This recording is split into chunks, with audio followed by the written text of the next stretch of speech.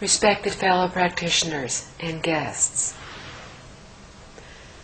Buddhism is an education about our living environment and us.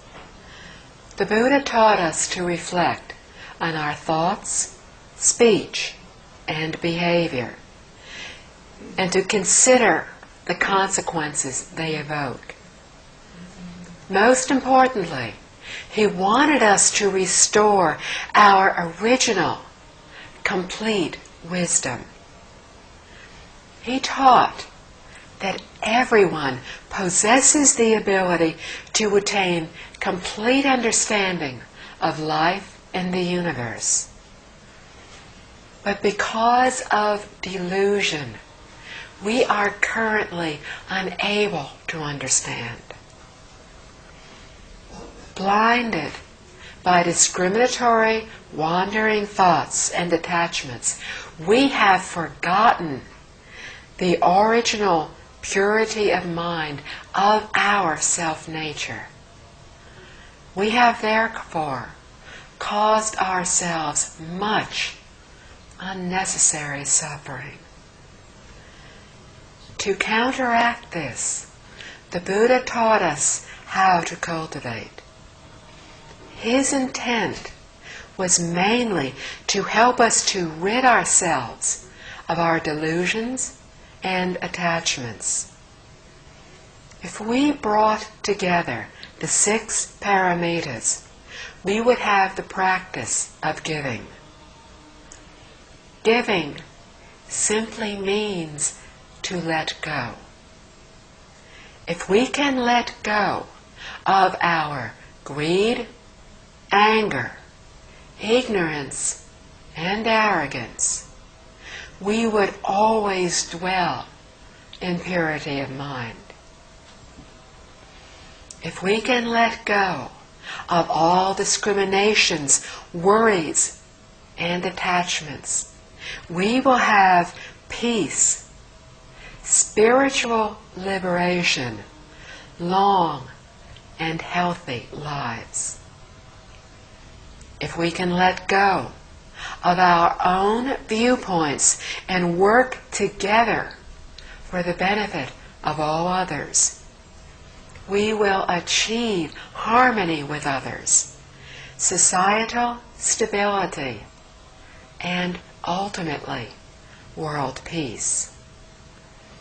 From this, we can see that the main practice of the Buddha's teachings is simply letting go.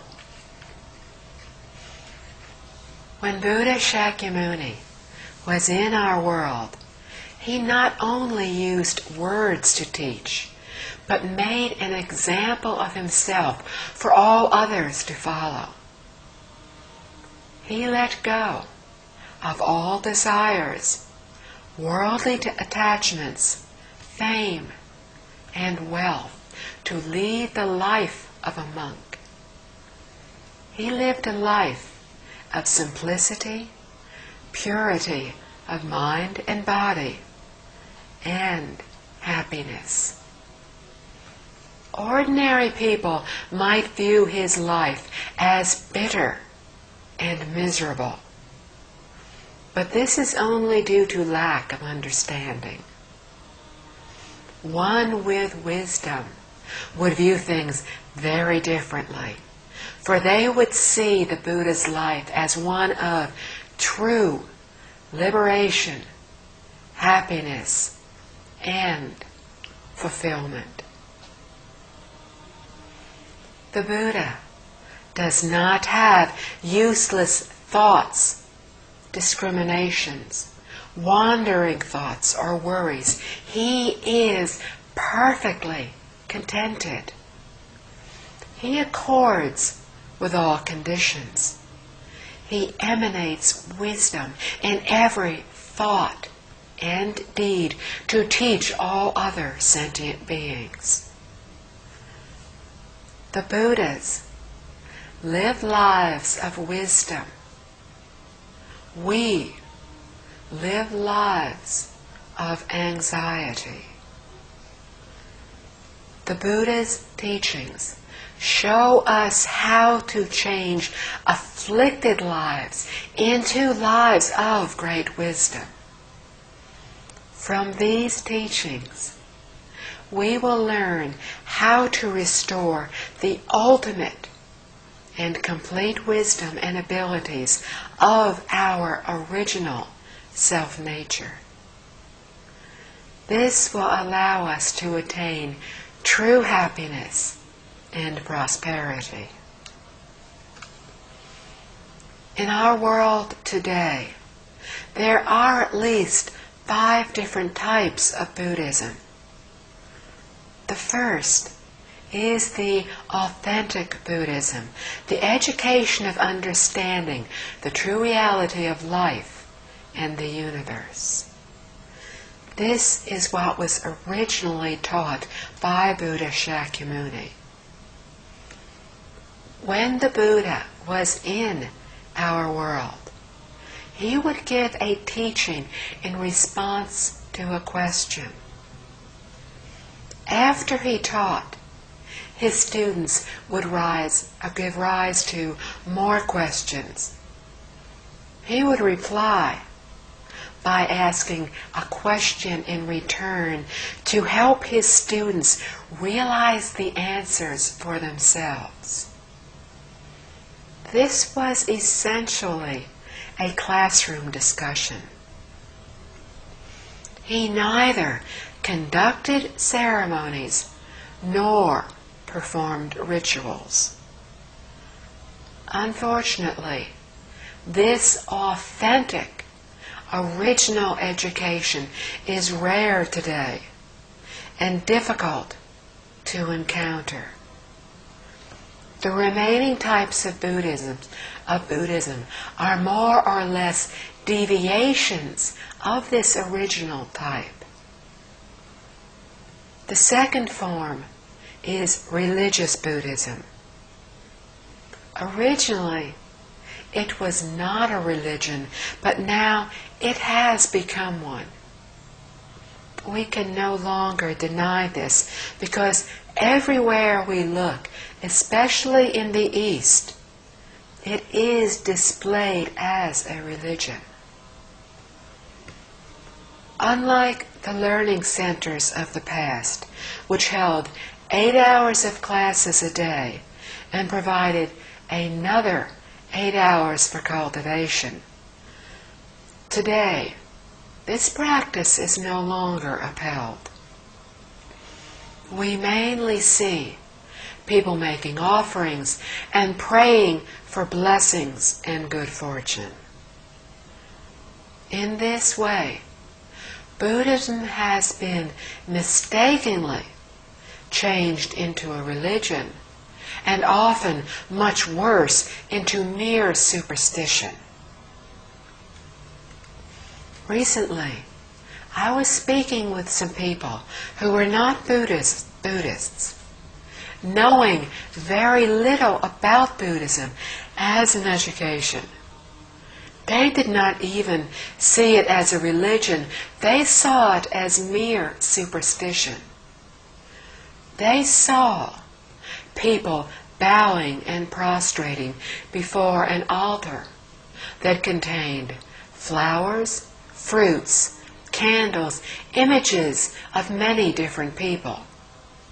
They saw people reading and reciting, heard others giving talks. They had seen people rush into temples, light incense, quickly do 3 prostrations, and rush right out again. They questioned why we were doing all this. They questioned why this was not superstition. Their questions were legitimate.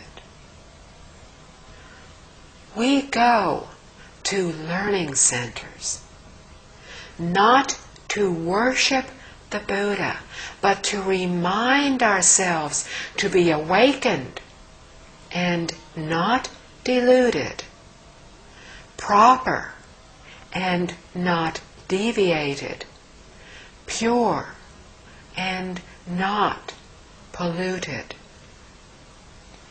We prostrate to the Buddha to pay our respects and to thank him for bringing us the teachings. We prostrate to the Bodhisattvas to thank them for teaching us of wisdom and practice. The flower, the fruit, reminds us of cause and effect. Flowers represent the cause. Fruit represents the effect. Without the flowers, we would not have the fruit. Without a cause, we will not have the effect.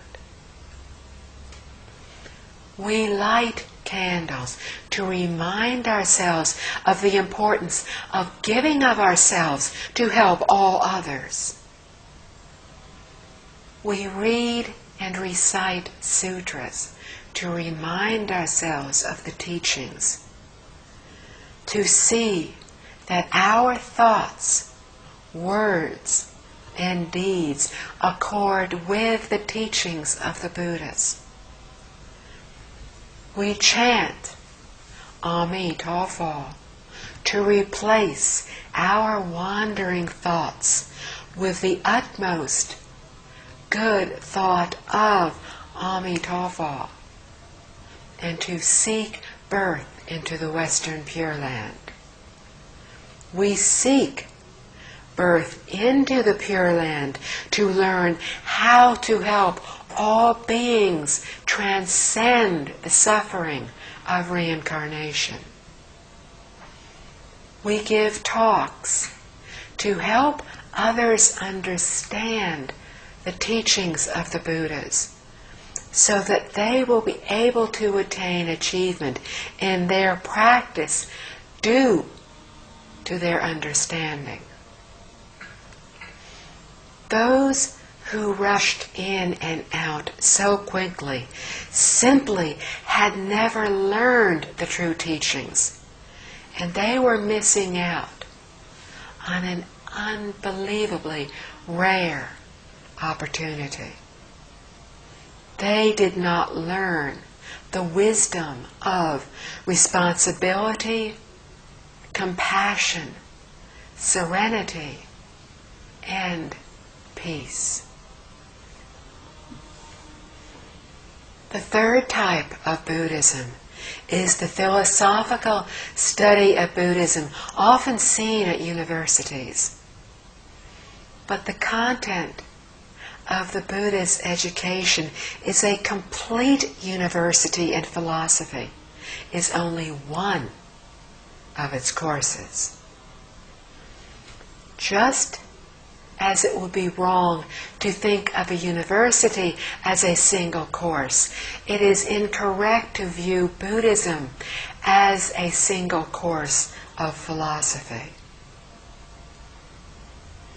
The Buddha's education can help us to resolve all our problems, from family difficulties to the great issue of birth and death. The Buddha's teachings are profound and vast. They teach us the truth of the universe. They should not be mistaken as only a philosophy. The fourth type is that of a show with a few hours of music and dancing with a short talk in between. The fifth type of Buddhism that we see in our world today is by far the very worst deviation of Buddhism. This is an extremely unfortunate deviation, which only came to be in the past 30 to 40 years. Religious Buddhism persuades people to be good, to be decent. Philosophical Buddhism teaches people to pursue the truth. However, if Buddhism is changed into the fifth form, into a deviant path, into a cult, using the weakness of human nature to cheat and harm living beings, then this deviation has gone too far. The speech and the words of these deviant paths can be very attractive, very enticing.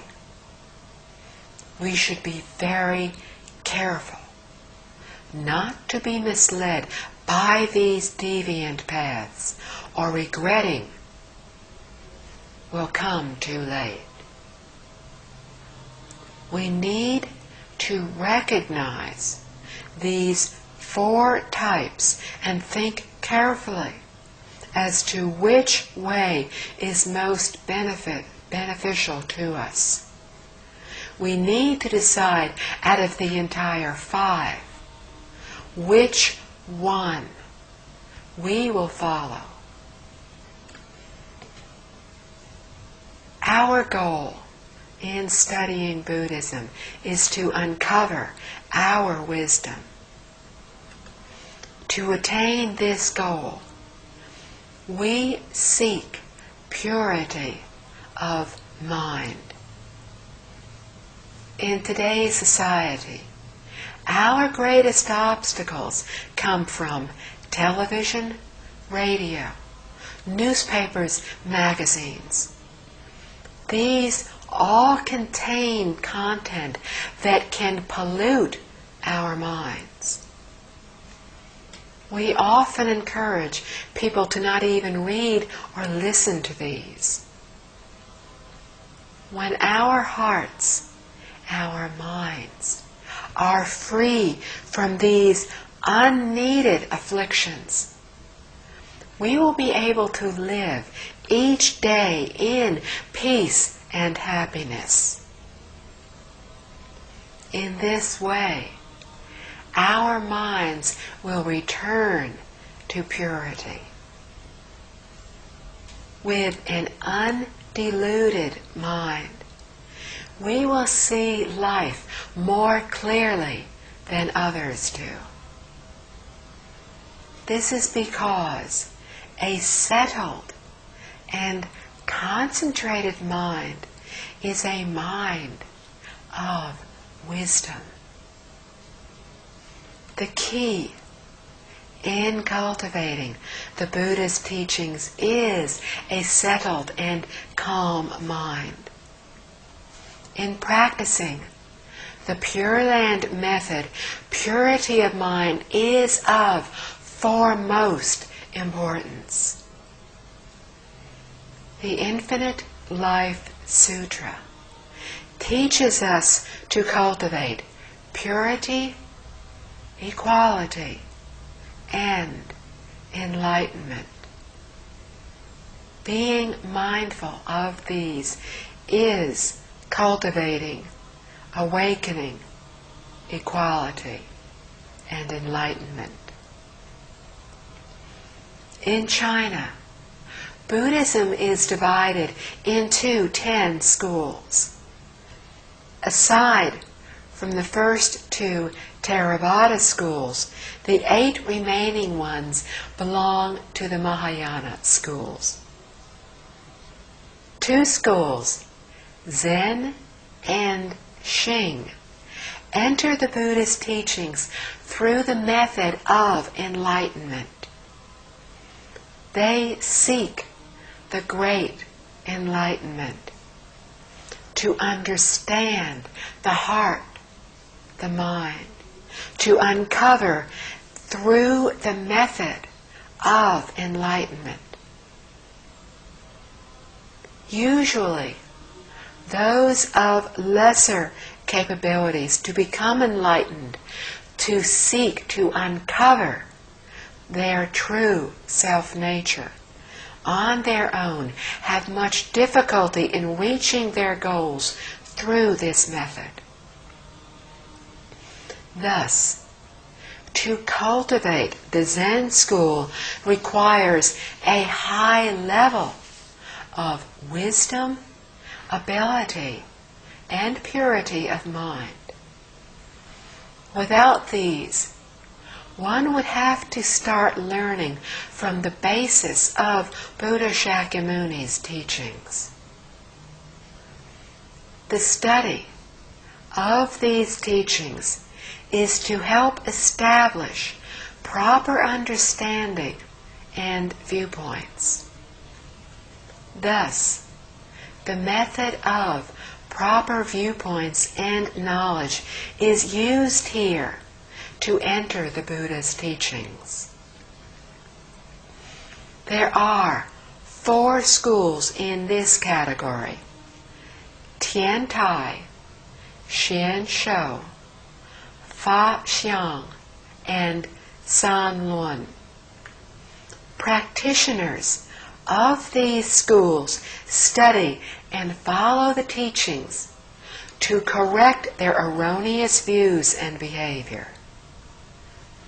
Most people are capable of learning these methods, but it takes a very long time, like going to school.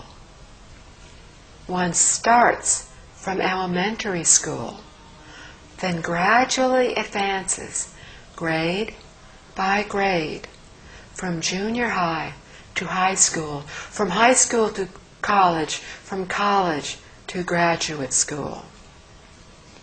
In finishing one grade, one attains the benefits of that one grade.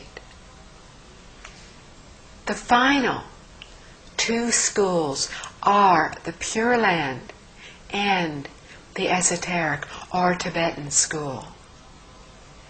These stress the importance of cultivating purity of mind. People of all capabilities, regardless of whether they are intelligent or less able, can practice the Pure Land school. All can practice and succeed in the Pure Land method. On the other hand, the esoteric school requires a high level of purity of mind, making it much more difficult to attain achievement. The difference between the cultivation in the Pure Land school and the esoteric school is that the Pure Land school teaches us to cultivate purity of mind away from pollution. The esoteric school teaches us to cultivate purity of mind in the midst of pollution. The latter involves a state of being immersed in pollution but not being contaminated by it. Understandably, this state is much more difficult than most people are able to understand and attain achievement in. True wisdom arises from purity of mind.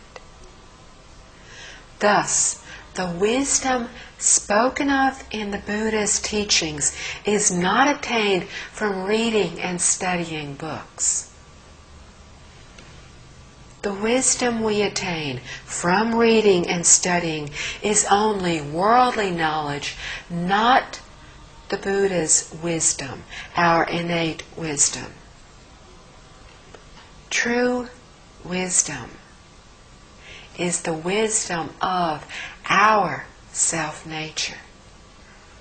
It is complete with infinite wisdom, virtues, and abilities. These qualities are present in everyone's self-nature. we need to learn how to uncover this self-nature, to uncover these abilities. Buddha is purity, equality, enlightenment. The Buddha's teachings can be summarized into 10 basic qualities. The first 5 are virtues. True sincerity towards others, purity of mind within, equality in everything we see, proper understanding of life and the universe, compassion in helping others in a wise, unemotional, and unconditional way. Attaining these 5 virtues, we will be able to see through to the truth of impermanence, to let go of all wandering thoughts and attachments, to attain purity of mind and spirit, to accord with conditions, to go along with the situation, to be mindful of Buddha Amitabha, to follow his teachings and vow to be born into the Western Pure Land. The first 5 qualities represent the Buddha's heart and the virtues of our self-nature. Presently, we are unable to completely manifest these qualities due to our lack of cultivating the latter 5. Diligent practice is needed for us to bring out these virtues of the self-nature already within us. The ultimate goal in learning Buddhism is the great perfection.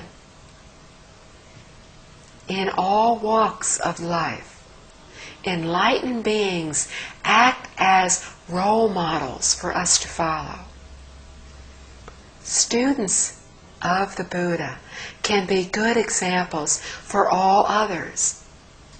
Families that follow the Buddha's teachings can behave in a way that is worthy of being role models for all families.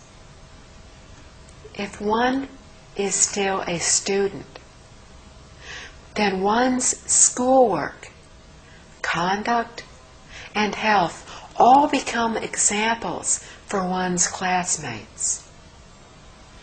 In going to work or running a business, one can be a role model for all business people, for all employees to follow. Thus, everything in Buddhism is number 1. A family dwelling in perfect wisdom is the most content, fortunate, and most happy family in the world.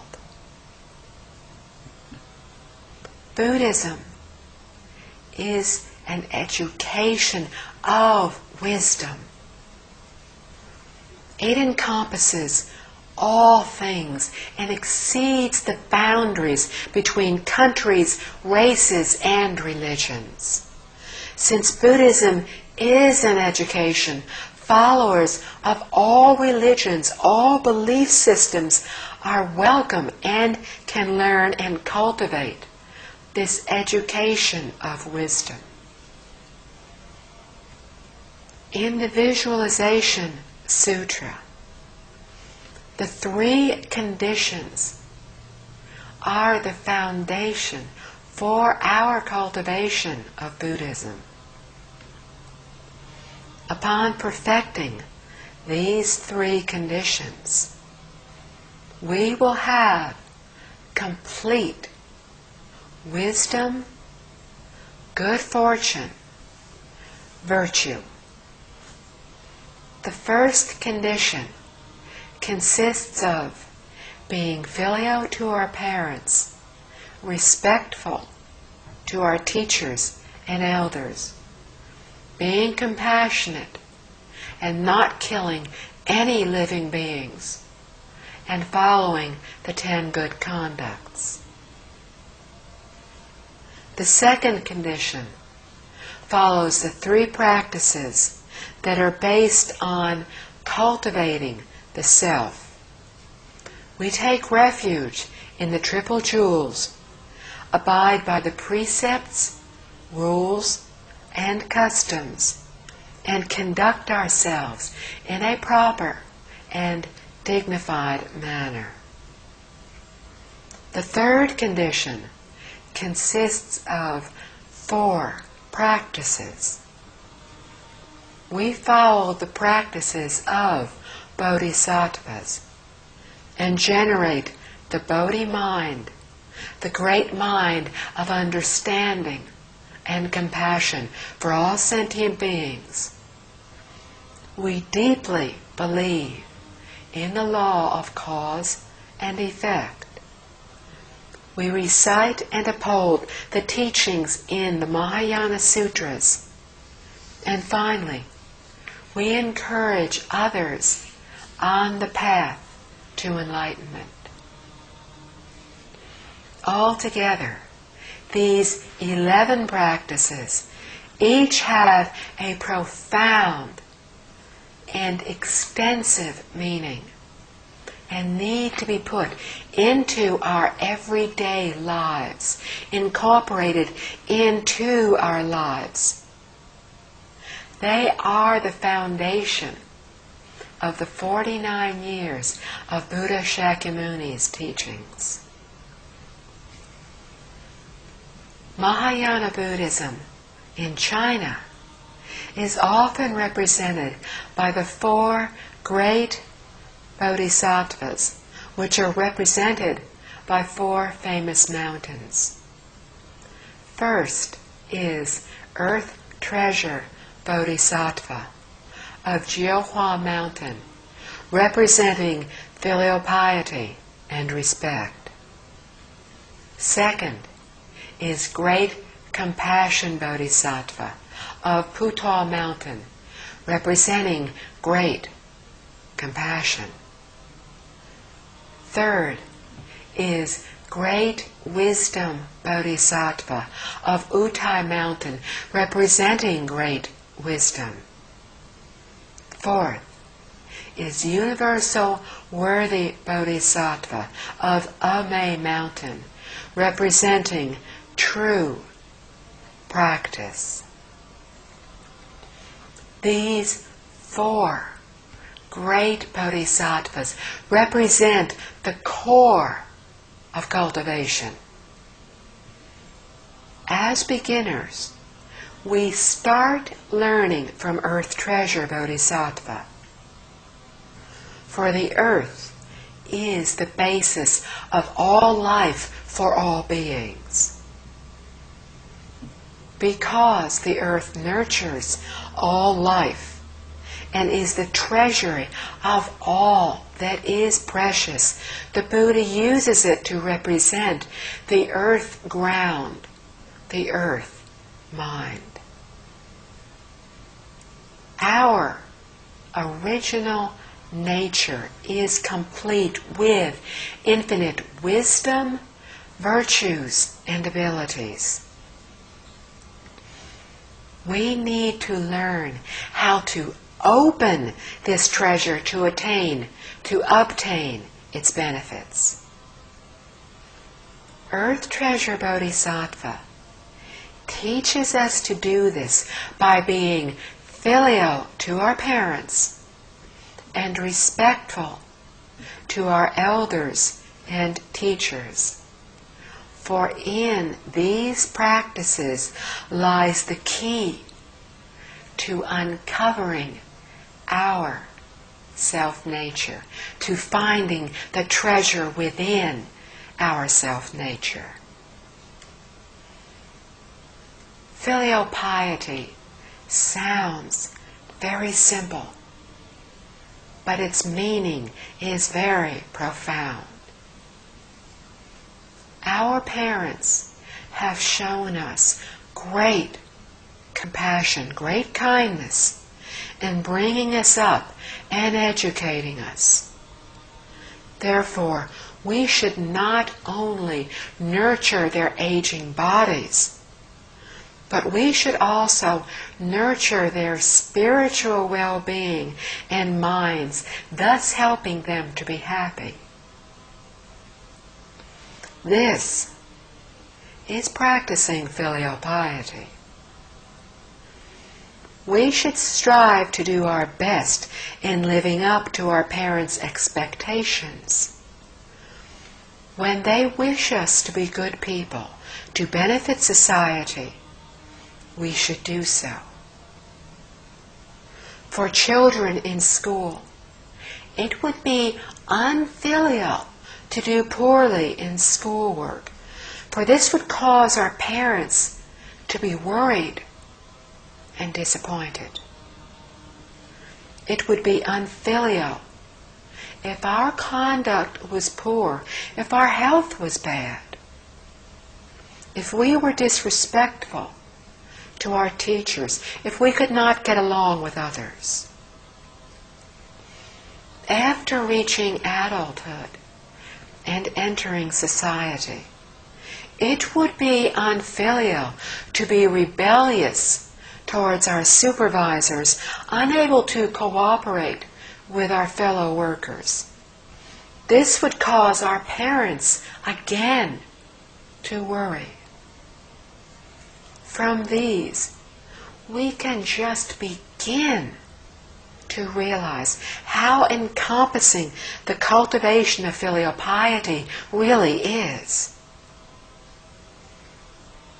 And in this way, we will learn that Buddhism is actually a teaching of filial piety. The perfection of Buddhism, of filial piety in Buddhism, is only completed upon attaining unsurpassed, perfect, complete enlightenment. Today, humanity has been seriously polluted in heart, mind, spirit, and body, thus leading to the appearance of many strange diseases and illnesses. The basic cause of these is pollution. If our body and mind are pure, we will not fall ill or grow old. To not become ill or grow old is true happiness and good fortune. To attain these, we only need to learn and cultivate according to the Buddha's teachings.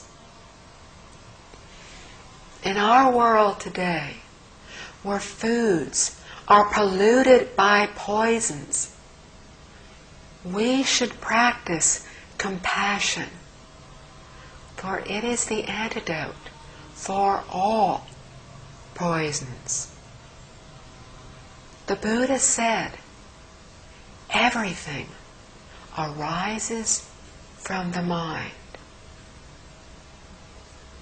Thus, a pure, equal, and enlightened mind naturally brings health to our body.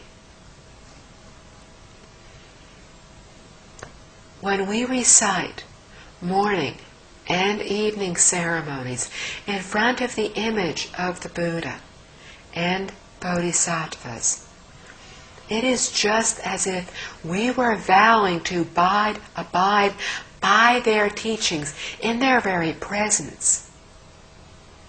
Morning recitation acts as a reminder, preventing us from forgetting the Buddha's teachings and reminding us to act accordingly throughout the day. Evening recitation is to remind us to reflect on the day's practice, to check if we really followed the Buddha's teachings. If we did, then we can work even harder the next day.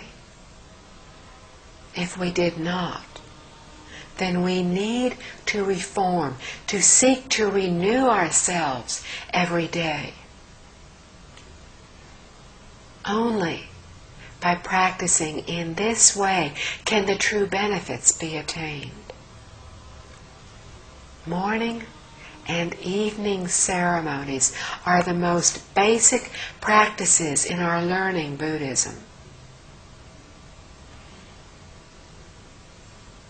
For one who wishes to become a student of the Buddha, we can first learn from Maitreya Bodhisattva, better known in the West as the Happy Buddha. Maitreya Bodhisattva represents the two most basic conditions necessary to becoming a Buddhist: a smiling face and a big heart. These are represented by his very large stomach. All the Buddha images serve to remind us of the teachings and are not idols to be worshipped. The Happy Buddha, Maitreya Bodhisattva, teaches us to give rise to a non-discriminatory mind and to be happy. In this way, we will be able to enter the Buddha way. The content of the teachings is infinitely profound and vast. Understanding them can help in our living, work, in our interacting with others, in our handling of objects and matters. Buddhism truly teaches, it truly surpasses the boundaries of nationality, race, religion, of group, of ethnicity. It encompasses everything. It is truly a perfect, complete education. One of the first steps in our learning of Buddhism is taking refuge, which means to return to and rely upon. When we take refuge in the Buddha, we are returning from our deluded state of mind and returning and relying upon an awakened, enlightened mind. When we take refuge in the Dharma, we are returning from deviant views and relying upon proper views and understanding.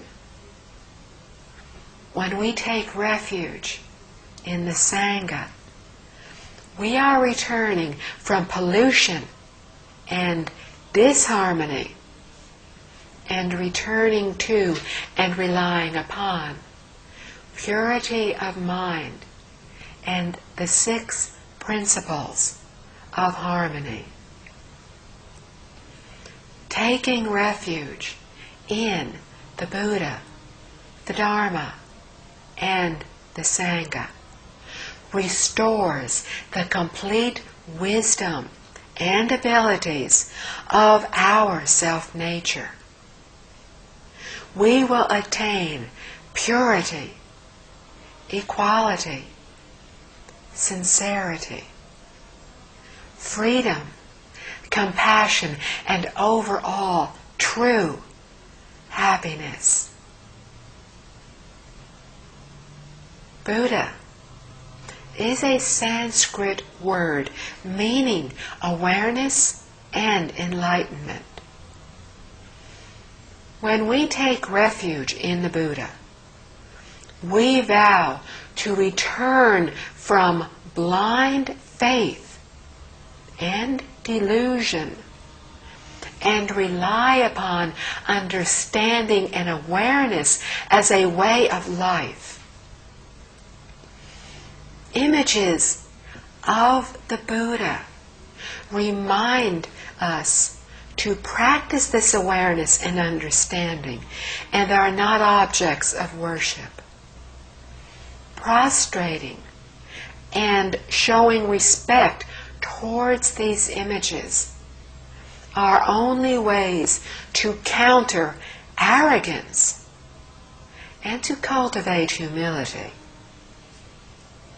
This is taking refuge in the Buddha. Dharma means proper understanding and viewpoints.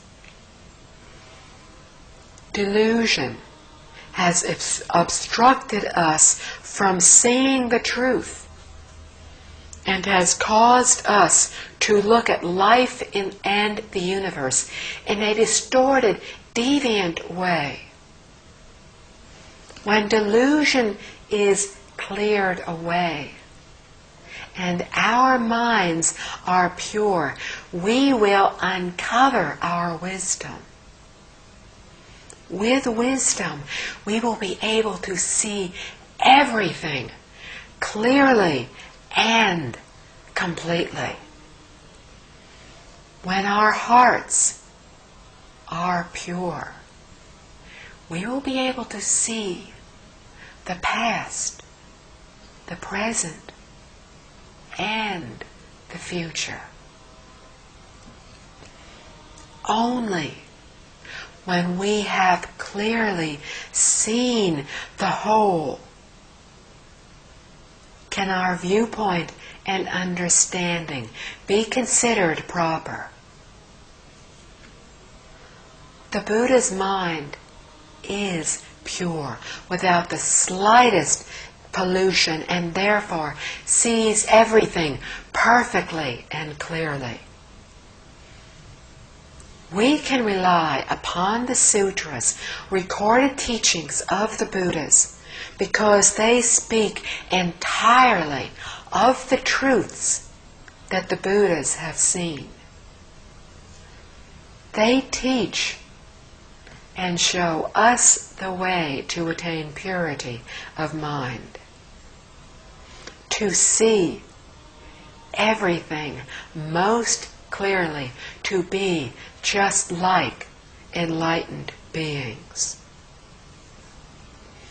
When we see sutras, we immediately bring forth a mind of respect and remind ourselves to cultivate proper understanding and viewpoints. This is taking refuge in the Dharma.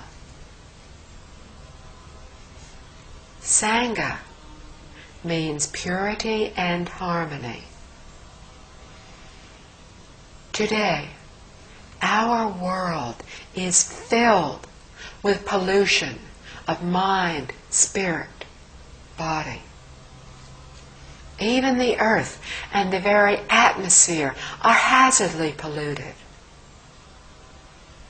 The Buddha taught the environment changes according to the mind,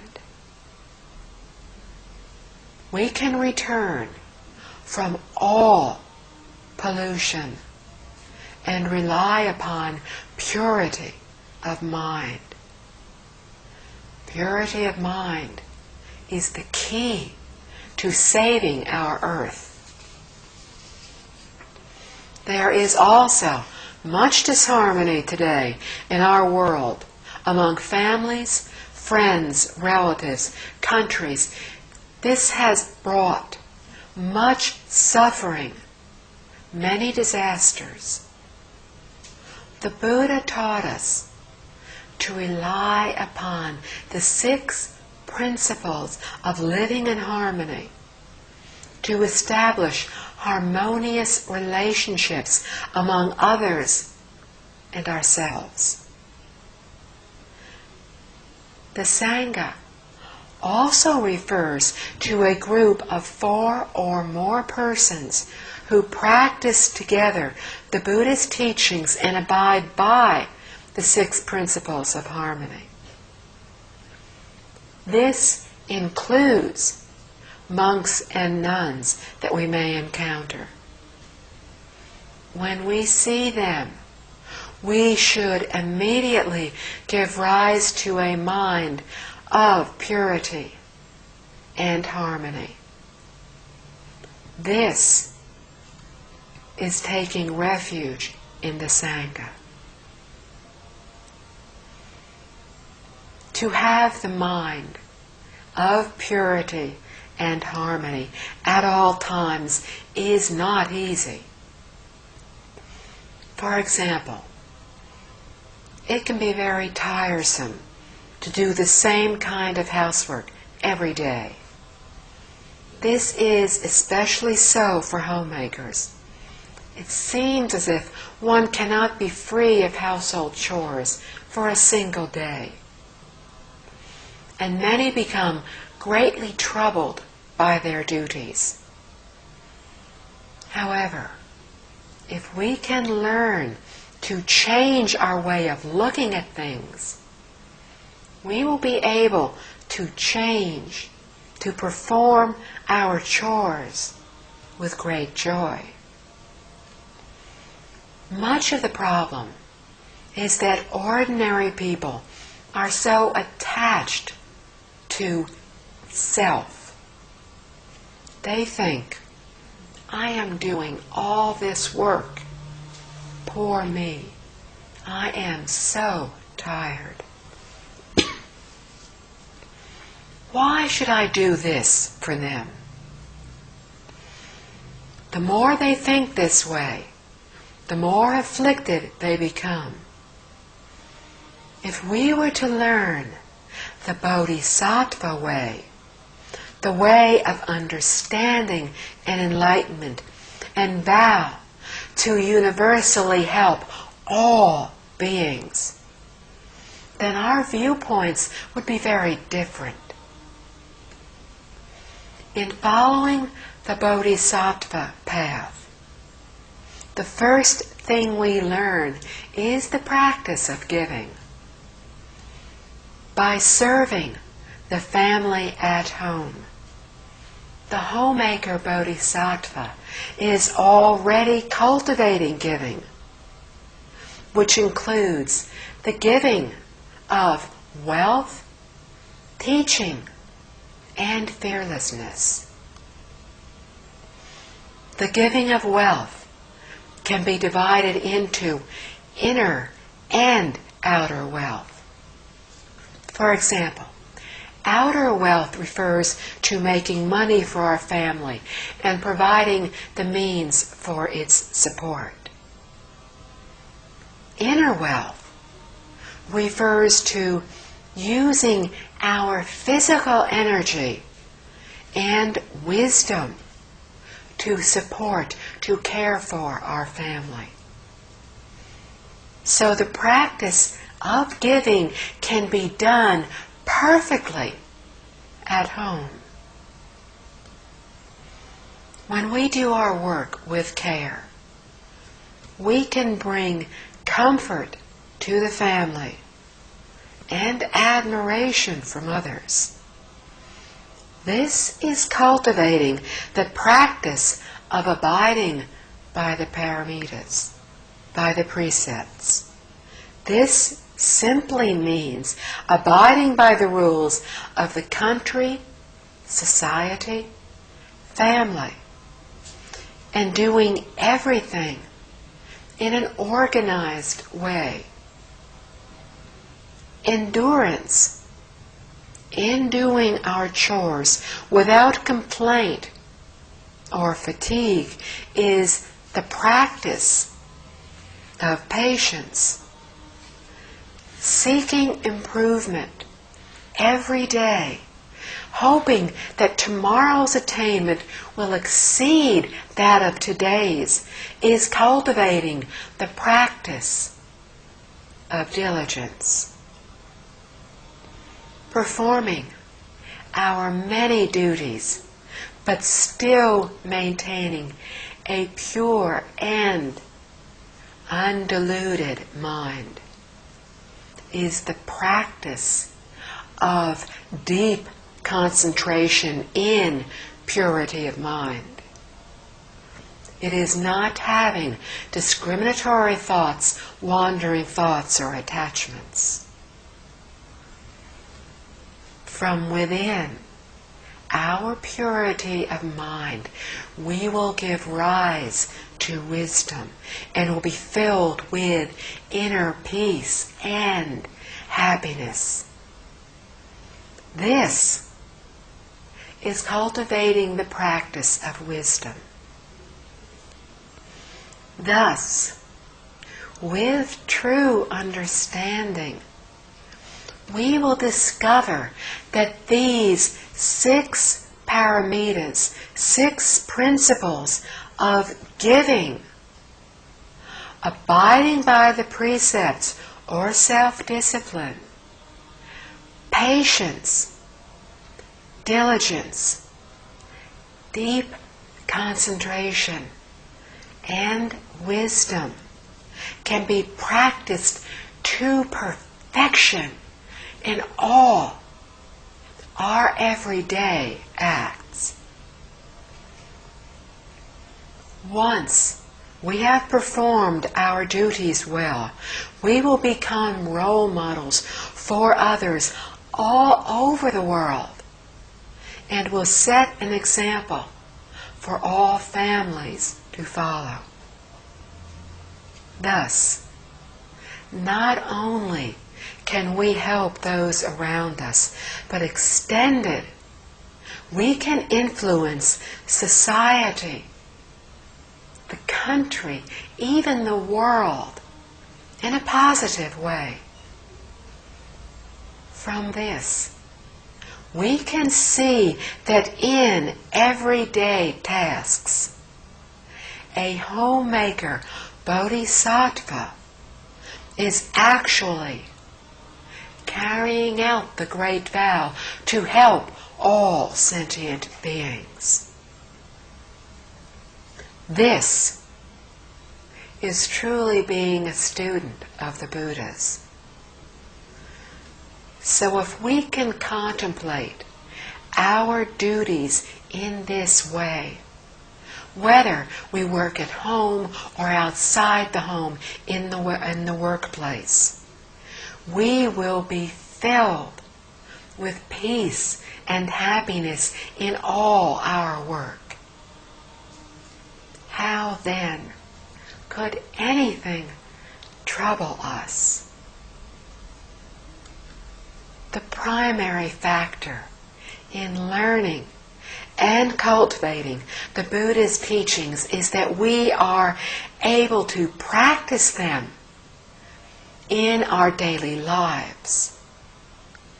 Understanding this, we will be able to practice the 6 principles of bodhisattvas at home and at work. In all walks of life, whether we appear as a man, a woman, an elder, a child, we all can cultivate by living up to our own individual responsibilities. Cultivation and living are one. This is the life of an enlightened, of an awakened being. It is the ultimate and perfect enjoyment, the great perfection where everything is going as we wish, when we are contented with everything.